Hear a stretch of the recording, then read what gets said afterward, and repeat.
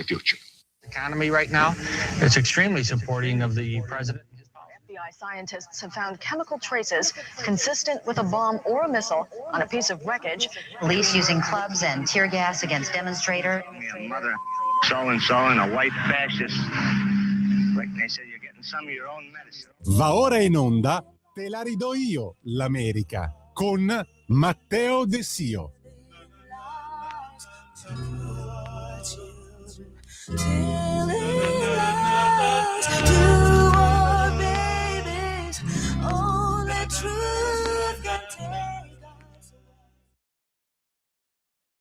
Welcome everybody, buongiorno a tutte e a tutti, questa è Te la ridò io l'America, questo è il nostro appuntamento settimanale dedicato agli Stati Uniti, proprio per cominciare la settimana con la mente più fresca, in maniera più smart, come dicono proprio gli americani.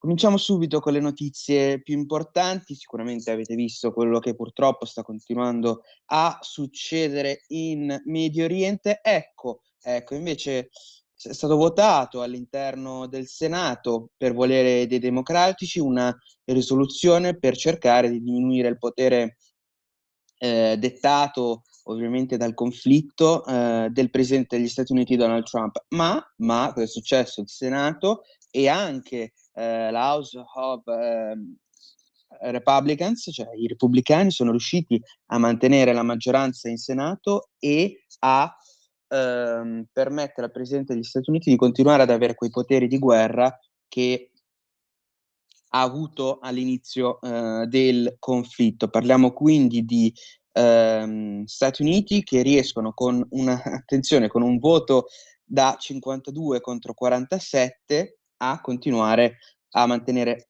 forte il potere del presidente proprio per quanto riguarda un conflitto come quello dell'Iran, importantissimo. È importante anche, ovviamente, continuando a parlare di Iran, quello che ci sarà dopo il regime, nel caso Israele e Stati Uniti, ma anche gli Stati del Golfo riescano a rovesciare il regime religioso di Khamenei, contando anche le proteste degli iraniani che si spera aiutino poi le forze militari a poter finalmente piegare un regime che da 47 anni terrorizza le vite comuni dei cittadini. Ecco, il presidente degli Stati Uniti Donald Trump ha dichiarato che gli Stati Uniti dovranno ovviamente vigilare su quello che succederà proprio all'interno dell'Iran, ma che con le proprie agenzie di intelligence in questo momento riescono anche a raccogliere tutte le informazioni utili, ma bisogna per forza aspettare per capire meglio la situazione. Quindi anche un Donald Trump su questo ovviamente che temporeggia, ma ha dichiarato questa settimana che per lui ovviamente non ci sarà un accordo con il regime attuale. In questo momento non vuole un accordo con il regime attuale, anzi pensa che l'unica possibilità per arrivare a sedersi a un tavolo sia la resa incondizionata, per capire anche quello che bisognerà fare per l'Iran e salvarla dalla distruzione. Quindi parliamo di un presidente molto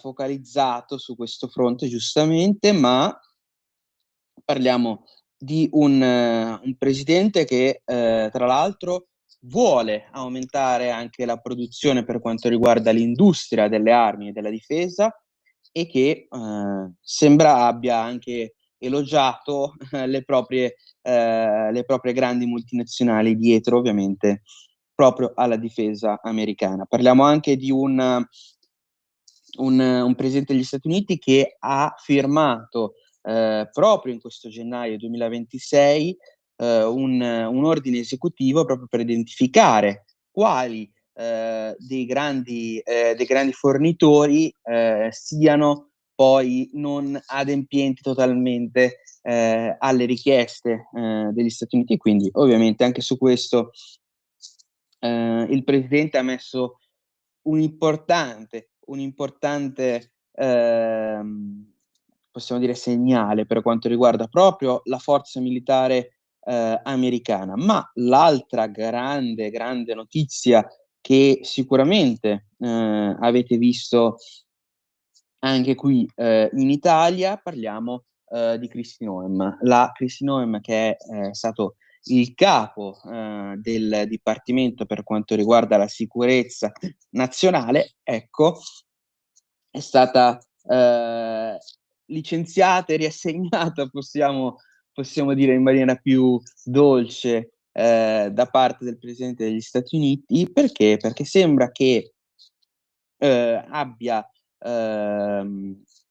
messo in piedi una campagna di pubblicità, di marketing da 200 milioni di dollari, che però il presidente ha dichiarato a Reuters di non averla approvata e neanche di conoscerla. Quindi parliamo di una Kristi Noem che è stata giustamente in questo caso sostituita, ma sappiamo già anche il nome del sostituto, una persona appoggiata dal Presidente degli Stati Uniti, che tra l'altro ha un curriculum comunque particolare.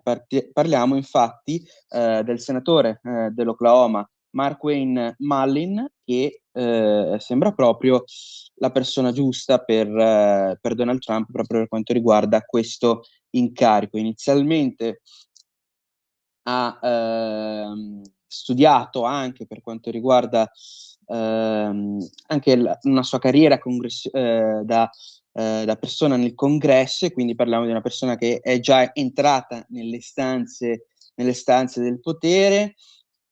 Tra l'altro fa parte anche della minoranza nativa americana, perché fa parte della nazione dei Cherokee, quindi parliamo anche di una persona più addentro anche a certe dinamiche sconosciute a noi, diciamo, noi europei, quelle dei nativi americani, per quanto riguarda proprio gli Stati Uniti, e che dovrebbe, secondo questo nuovo personaggio, gli Stati Uniti dovrebbero, per quanto riguarda l'immigrazione, creare un muro, come diceva anche Donald Trump, però che sia ovviamente una collaborazione fra Stati Uniti e Messico. Era anche un supporter della One Big Beautiful Bill Act, la legge economica dello scorso anno, che ricorderete ha fatto molto discutere, e attenzione, è anche contro e si oppone anche, ovviamente, seguendo, diciamo, la linea repubblicana, per quanto riguarda i transgender donne, di competere negli sport proprio femminili. Parliamo anche quindi di un personaggio che è stato per tanti anni poi supporter di Donald Trump, anche quando non era presidente degli Stati Uniti in quel momento, apparendo anche in TV su Fox News.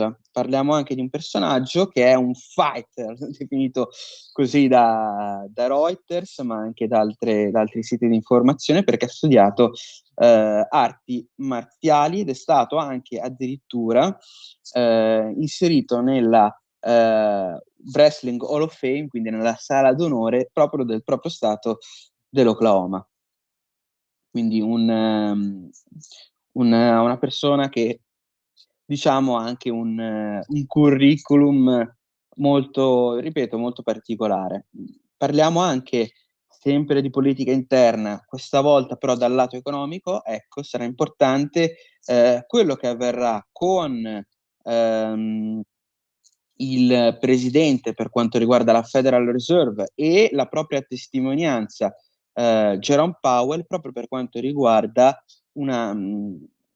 un'udienza voluta dal Dipartimento della Giustizia, per capire, oltre agli aggiornamenti della Federal Reserve in questi 2 anni di presidenza degli Stati Uniti, ci sarebbero anche degli scontri interni con il Dipartimento della Giustizia. Ecco, quindi attenzione anche su questo fronte, ma rimanendo in politica interna, ma ritornando per quanto riguarda l'area dell'Iran, che è successo negli Stati Uniti su questo fronte. Ecco, un uomo del Pakistan è stato accusato di voler progettare un attentato alla vita del presidente degli Stati Uniti, ma che lui non avesse in realtà intenzione di farlo, ma è stato costretto dalla guardia rivoluzionaria proprio islamica dell'Iran. Quindi parliamo di un poveretto che forse o non la racconta giusta, oppure addirittura è stato messo, come dice lui, in mezzo in questo orribile attentato. Infatti sosterrà poi un processo ai suoi danni per quanto riguarda il terrorismo e ovviamente il fatto di essere stato un omicida per, come dicono negli Stati Uniti, murder for hire, quindi un omicida pagato proprio per tentare di attentare alla vita del presidente. Parliamo anche quindi di Stati Uniti che hanno visto non solo questo fatto per quanto riguarda la politica interna, per quanto riguarda un possibile attentato per la vita di un loro rappresentante. È successo anche che il sindaco di New York davanti alla propria casa abbia trovato proprio un'altra possibile bomba proprio ai suoi danni, e quindi per fortuna non è successo nulla, ma anche il sindaco di New York, diciamo, che nonostante le sue politiche più tranquille, nonostante le politiche più tranquille ovviamente nei confronti dell'immigrazione, nonostante i suoi tentativi di imporre un'ideologia socialista all'interno della città, ecco, c'è stato un tentativo di attentato con un oggetto esplosivo che però non voleva solo attentare alla vita di Mamdani, ma anche quindi alla famiglia. Sembra proprio quindi Stati Uniti che debbano rinforzare, come vuole il presidente Donald Trump, la sicurezza interna. Ecco, un Donald Trump, tra l'altro, che per quanto riguarda la sicurezza interna e degli stessi Stati Uniti voglia, continuando con l'argomento ovviamente dei cartelli della droga, avete visto un'anticipazione con l'intervista a Giuseppe Brienza nella rassegna stampa del sabato. Ecco, poi vedrete ovviamente l'intervista completa sabato con il collega e amico Pier Vittorio Scimia. Ecco, parliamo di un Donald Trump che vuole formare una coalizione di stati del Sud America, ma anche del Centro America, proprio per contenere e attaccare in maniera aggressiva i cartelli della droga di queste zone, che mettono in difficoltà sia la salute dei cittadini, ma anche ovviamente lo Stato di diritto, come avete visto nello stesso Messico che non riesce a quasi impensierire i cartelli della droga sul proprio territorio, che sono dotati addirittura di eserciti paramilitari forse ben più forniti dell'esercito nazionale messicano. Quindi parliamo anche di una decisione, tra l'altro appoggiata dal segretario di Stato Marco Rubio, che avendo origini cubane, molto molto interessato anche personalmente alla questione. Con quest'ultima notizia, sottoscritto Matteo De Sio vi saluta e vi aspetto la prossima settimana sempre qui su Radio Libertà. Grazie per l'attenzione, una buona settimana, una buona giornata a tutti. Grazie. Sempre più liberi con la tua radio è il nuovo sito che mette in prima pagina opinioni, firme, notizie, uno sguardo nuovo e originale sui fatti. Avete ascoltato Te la ridò io, l'America.